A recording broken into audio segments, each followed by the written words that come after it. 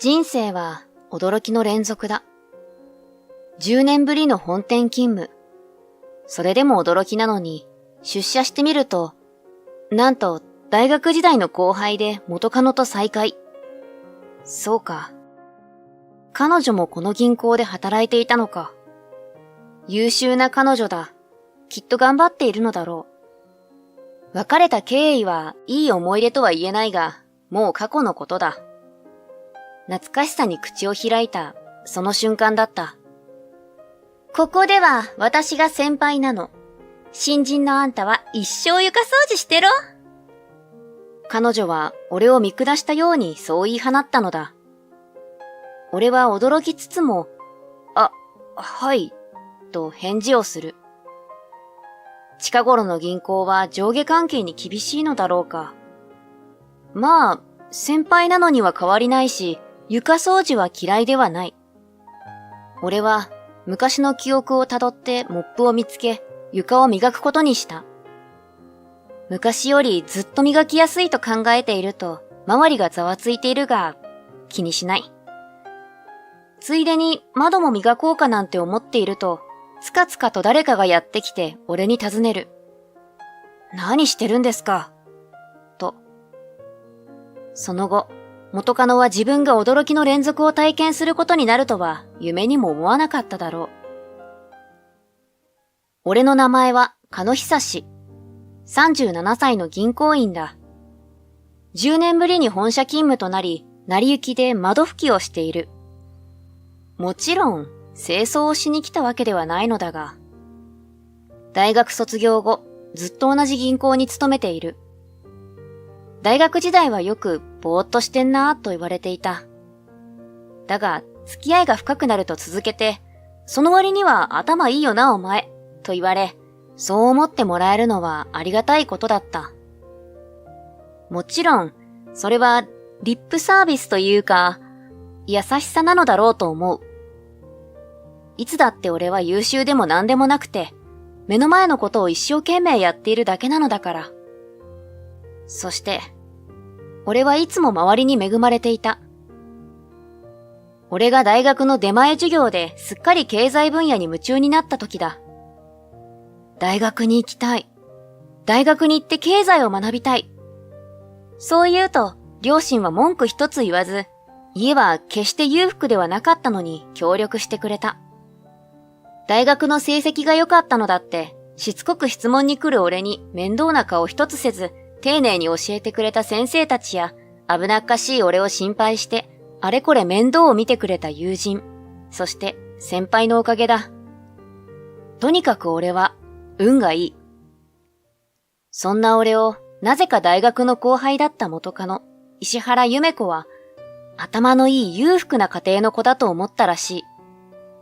先輩って素敵です。付き合ってください。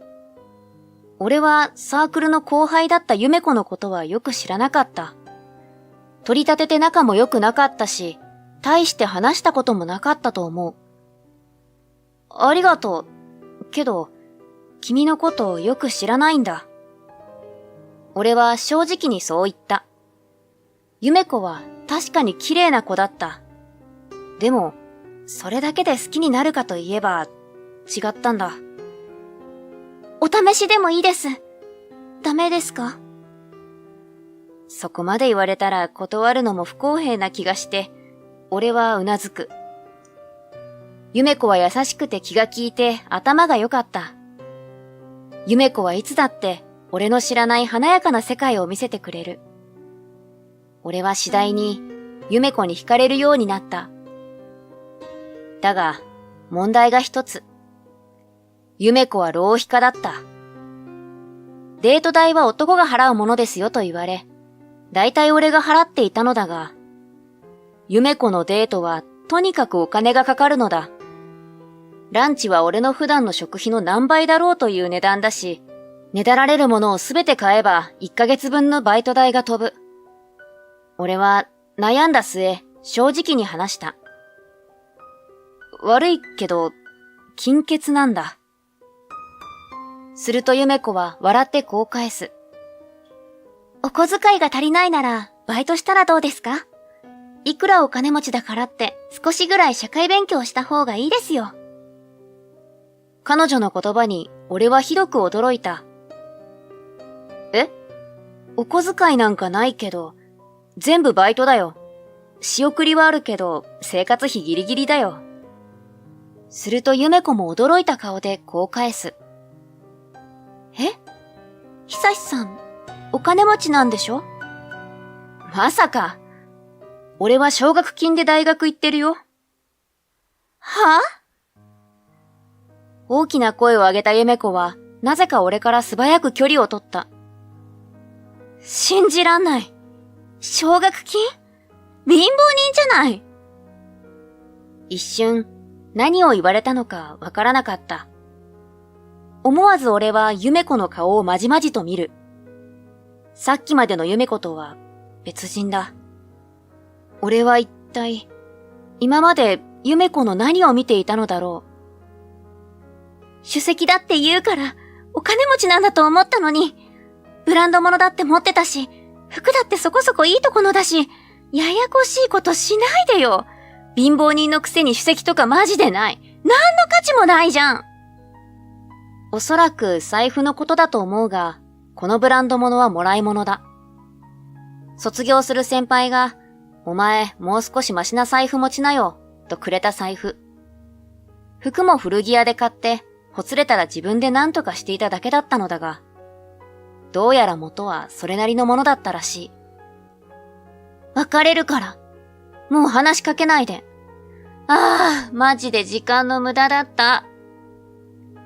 ゆめ子はまくし立てると足早に去っていく。俺はポカンとしていたが、だんだんと悲しくなった。それは、ゆめ子に理不尽な理由で一方的に別れを切り出されたからではなかった。俺のために貧乏暮らしをしてくれた両親がこのことを知ったら、さぞ悲しむだろうと思ったからだ。両親にはゆめ子のことを何も話していない。だから知ることはないだろう。それでも俺に大学進学を諦めさせれば、もう少し楽な暮らしができたであろう両親に報いたいと思った。俺は卒業したら就職する。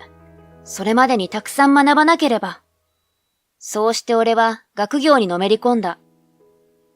資格も取得した。付き合いの悪くなった俺だったが、友人たちはそれでも支えてくれた。お前は楽しそうに勉強するな。たまには息抜きしろよ。ゆめ子のことは忘れろ忘れろ。俺はありがたくその行為を受け取り、学生課や教授たちのおかげで、無事、今の銀行に就職した。希望の銀行に入行したはいいものの、そこでも苦労した。何せ俺より優秀な同期がゴロゴロしているのだ。まさに1を聞いて10を知る。大学と違い聞けば何でも教えてくれる世界ではない。正解なんてどこにもなかった。とにかく試行錯誤の毎日だ。ただ、大学の勉強は役に立たないと言われたが、俺はそう思わない。もちろん、学問のようにはいかない。だが、ああ、この講義はこのことを言っていたのか。これはこういうことだったのか。と、より実感が湧き、漠然とした知識や考えがパズルのピースのようにカチッとはまっていく感じは楽しかった。最初は要領の悪さで同期から大きく水をあけられていたが、俺は運がいい。次第に周りの助けもあり、徐々に差を詰めていった。俺としては目の前にある仕事をコツコツやっていただけなのだが、それだけで成績が上がったのだから、やっぱり運がいいのだろう。本店勤務を命じられたのはその頃だった。同期には大いに羨ましがられたが、俺は不安でいっぱい。一体どうなることだろうかと思ったものだ。実際、同期の優秀さに焦るどころではなかった。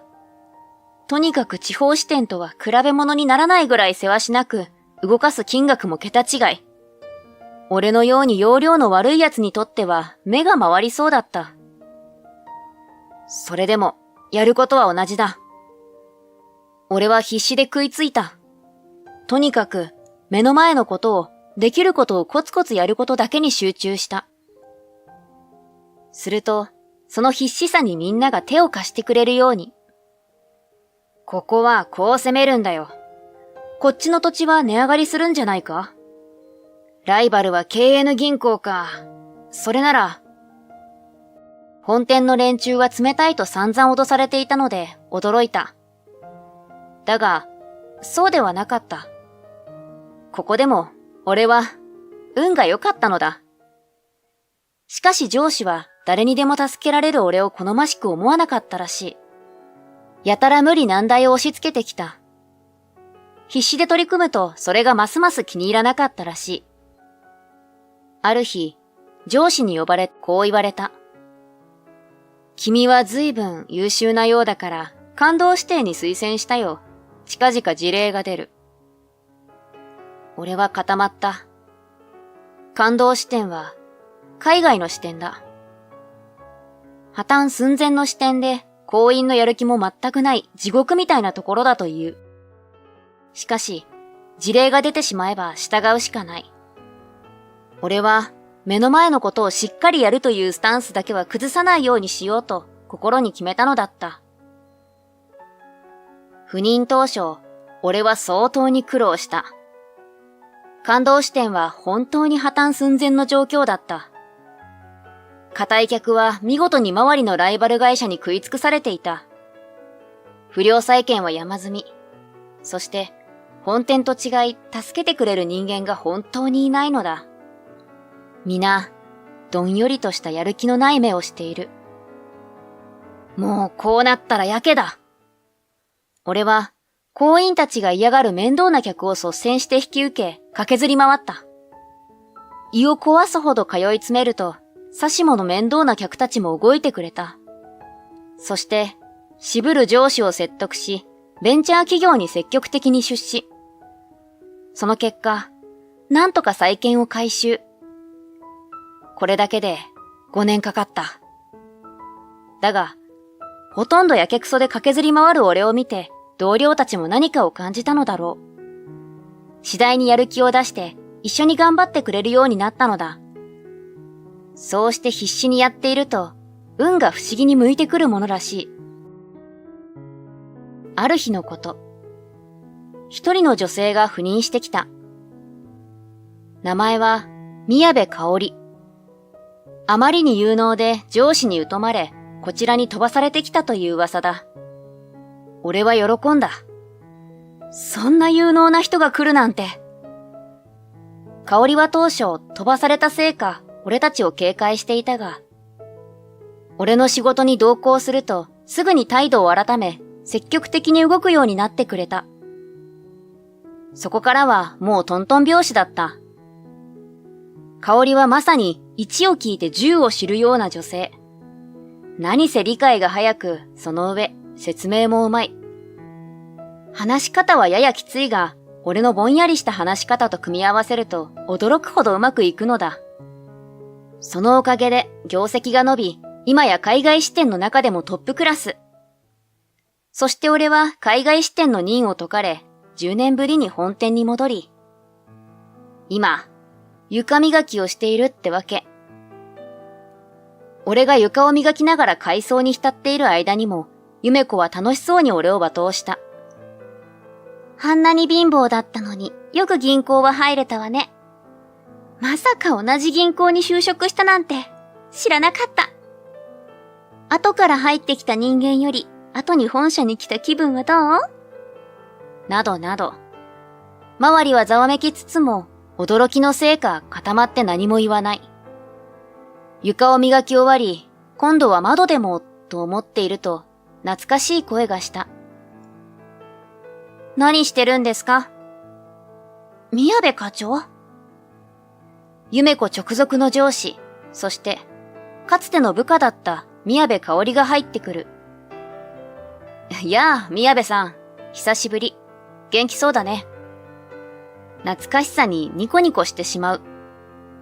香織は苦笑してわざとらしくため息をついた。あなたも元気そうですね。それで何してるんです？いや、床磨けって言われたから、ついでに窓も磨こうと思って。主人公が答えると、香織はまたため息を一つつく。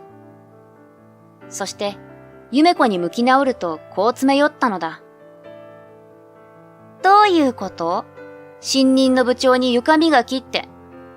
と。部長という言葉に驚き、しどろもどろになる夢子。お二人は知り合いなんですか？夢子の問いに課長が海外勤務の話をする。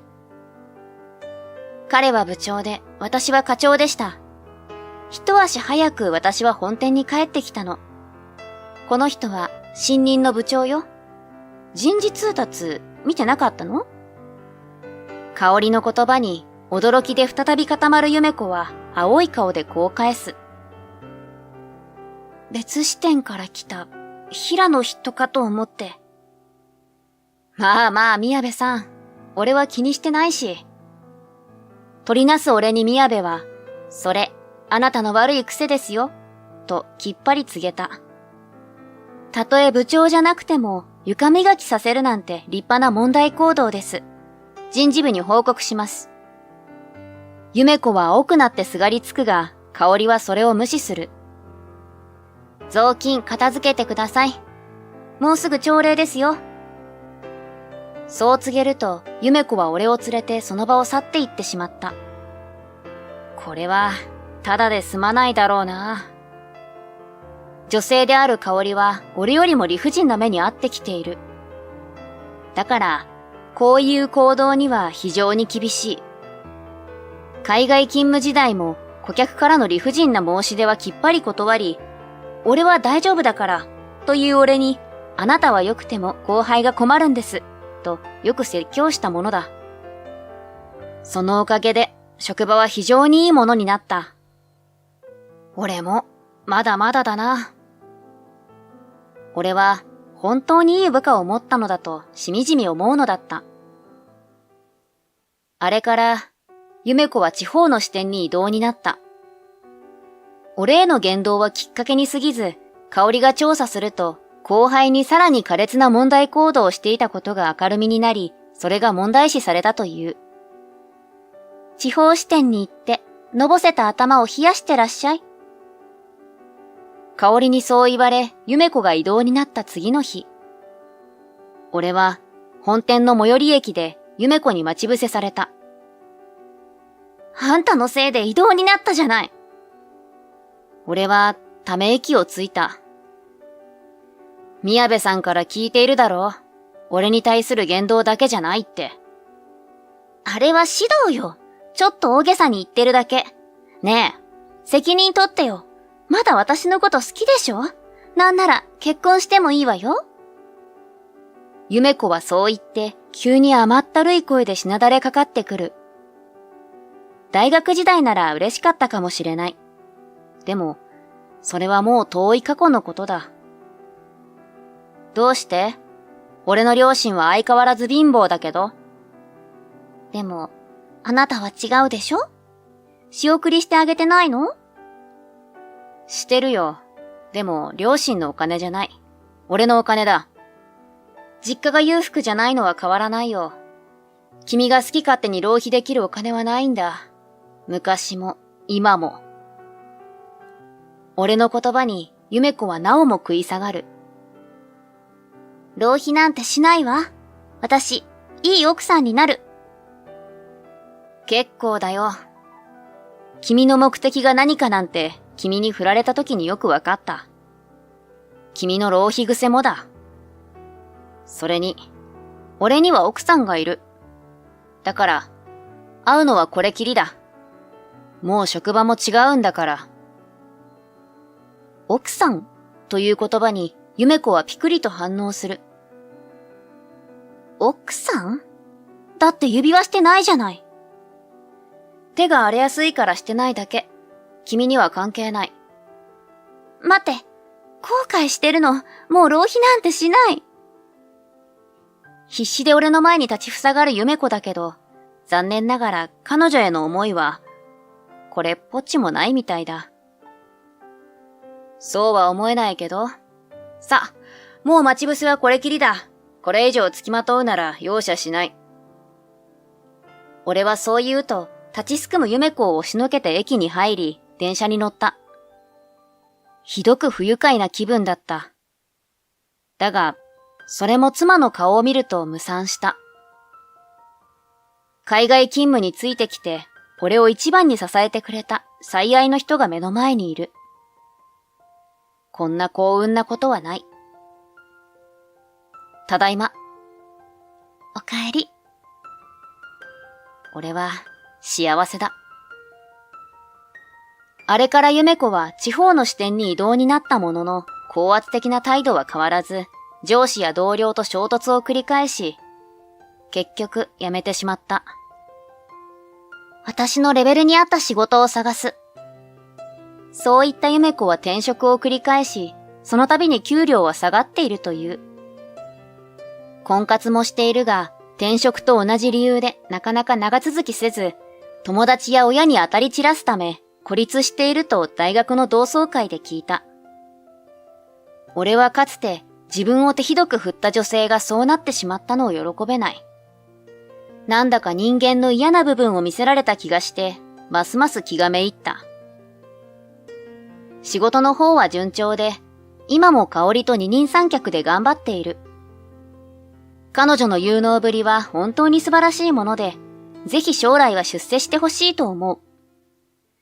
さて、俺は今妻を連れて俺の実家へと向かっている。妻が妊娠したためその報告だ。